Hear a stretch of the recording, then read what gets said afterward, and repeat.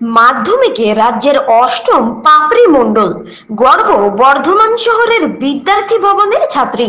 মাধ্যমিক পরীক্ষায় রাজ্য স্তরে অষ্টম স্থান অধিকার করে নজর কেড়েছে বর্ধমান শহরের পারবিরহাটা এলাকার ছাত্রী পাপড়ি মণ্ডল। বর্ধমান বিদ্যার্থী ভবন গার্লস হাই স্কুলের ছাত্রী পাপড়ি এই বছরের মাধ্যমিক পরীক্ষায় 688 নম্বর পেয়ে অষ্টম স্থান দখল করে।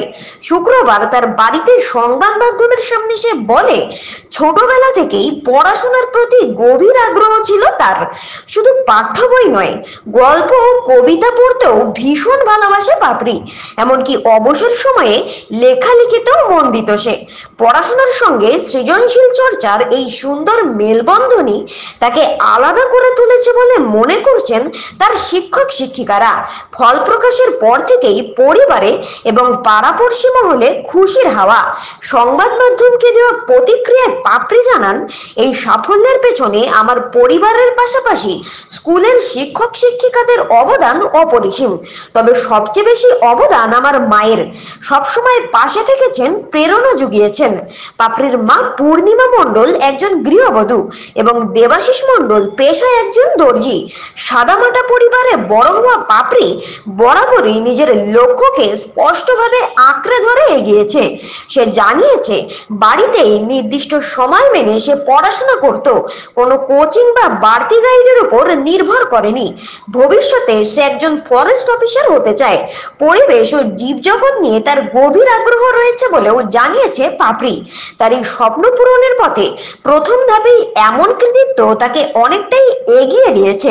পাপড়ির এই অসাধারণ সাফল্যে গর্বিত তার স্কুল বিদ্যার্থী ভবন গার্লস হাই স্কুল। স্কুল কর্তৃপক্ষ এবং শিক্ষক শিক্ষিকারা জানান, পাপড়ি বরাবরই মেধাবী ও মনোযোগী ছাত্রী। তার ভবিষ্যৎ আরো উজ্জ্বল হোক এই কামনাই সকলের। কি নাম তোমার? পাপড়ি মণ্ডল। তুমি মাধ্যমিকে এবার অষ্টম স্থান পেয়েছো, কেমন লাগছে? খুবই ভালো লাগছে অবশ্যই। আচ্ছা, স্কুলের শিক্ষকদের কি বলবো? স্কুলের শিক্ষিকারা আমাদেরকে সবসময় খুবই সাহায্য করেছেন, বিভিন্ন সমস্ত ডাউট ক্লিয়ার করে দেওয়া বা অন্যান্য ক্ষেত্রে অনেক সাহায্য করেছেন। বিদ্যার্থী ভবন গার্লস স্কুলের ছাত্রীদের। আচ্ছা, পড়াশোনা ছাড়া আর কি করো? পড়াশোনা গল্পের বই পড়ি, বিভিন্ন কবিদের কবিতা, গল্প পড়তে ভালোবাসি। আমি বিভূতিভূষণ বন্দ্যোপাধ্যায়ের গল্প বই পড়তে ভালোবাসি। খেলাধুলা করতে আগে করতাম, এখন আর করা হয়ে ওঠে না। কোন খেলার উপর ঝুঁকছিল? আমি ডজ বল খেলতাম। কটা শিক্ষক? 6 জন শিক্ষক ছিলেন, গৃহশিক্ষক। কোন সাবজেক্ট? হিস্ট্রি ছাড়া অন্যান্য সাবজেক্টে টিউটর ছিলেন। আর হবি কি আছে? হবি গল্পের বই পড়া। আর এরপর কি করবে? পড়াশোনা শেষ করবে? আমি একজন ফরেস্ট অফিসার হতে চাই, এগ্রিকালচার নিয়ে পড়াশোনা করতে চাই। তোমার প্রাপ্ত নম্বর কত? 688। মার্কসগুলো জানতে পেরেছো? না, এখনো জানতে পারিনি। কোন স্থান অধিকার করেছো? অষ্টম স্থান। কোন স্কুলে পড়ো? বর্ধমান বিদ্যার্থী ভবন গার্লস হাই স্কুল। আচ্ছা, এই পড়াশোনার এই সাফল্যের পেছনে কার অবদান বেশি? সব থেকে বেশি অবদান আমার মায়ের। মায়ের নাম? পূর্ণিমা মণ্ডল, হাউস ওয়াইফ। আর কারটা সহযোগিতা করে? আমার মা, তারপর আমার বাবা, তারপর আমার দেবাশিস মণ্ডল। কি করেন? তিনি বিজনেস করেন। তুমি কি একাই বাড়ি দিয়ে? হ্যাঁ। 3 জনের পরিবার? হ্যাঁ। এটা তোমাদের নিজেদের বাড়ি? হ্যাঁ। বরাবর এখানে? হ্যাঁ। কতক্ষণ পড়াশোনা করতে দিনে সেভাবে সময় হিসাব করে কখনো পড়াশোনা করিনি, যখন সময় পেতাম তখন। এরকম র্যাঙ্ক করবে আশা করেছিলাম? পরীক্ষা ভালো হয়েছিল, কিন্তু র্যাঙ্ক করে সেইভাবে কোনো এক্সপেকটেশন আমি রাখিনি। স্কুলে কেমন রেজাল্ট?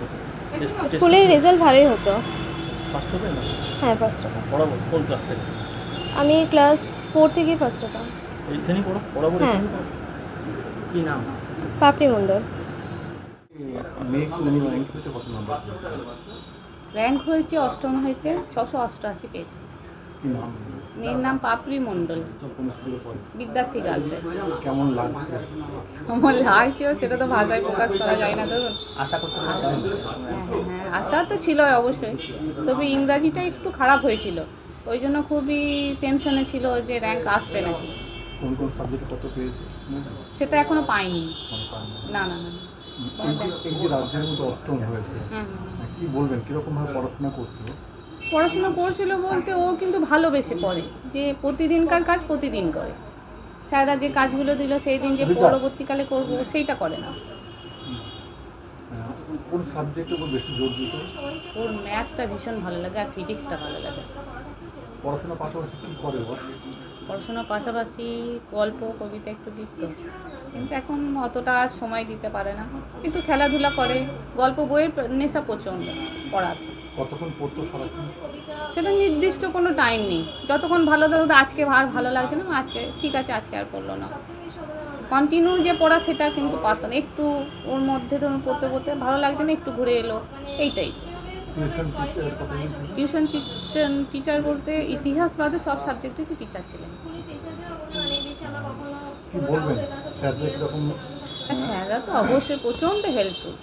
ইংরাজি স্যার দীপঙ্কর স্যার তো প্রচণ্ড, রাত্রেবেলায় 12টা একটা যখনই পড়তে পড়তে কোনো ডাউট হলো সঙ্গে সঙ্গে কোনো রিপ্লাই। সব সময় কোথাও বেড়াতে গেছেন, কোনো যদি অসুবিধা হয়, কিছু জিজ্ঞাসা থাকে, সেখান থেকেও উনি বলবেন।